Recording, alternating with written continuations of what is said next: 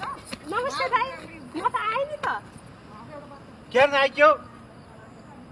किन बखान भनेर आएको नि दाइ माइ त त्यसै किन आइक्यो र त्यही आउनु कति छ यति छिटो आउने जुनबाट आयो त्यहीबाट जाऊ फर्केर अहिले भर्खर गइहाल त्यसो नभन्नु न दाइ त्यसो नभन्नु बाबा आमा पछिको हजुर यतिवटा मेरो दाइ हुनुहुन्छ माइती भनेकै हजुर हो नि दाइ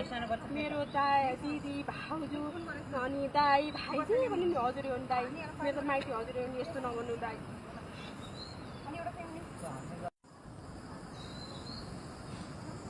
अझै जान्न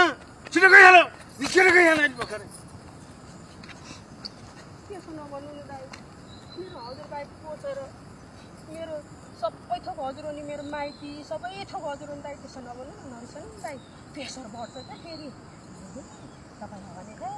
हाम्रो आफ्नै भैँसीको घिउ बनाएर ल्याइदिन्छु मेरो दाइलाई मैले मह ल्याइदिन्छु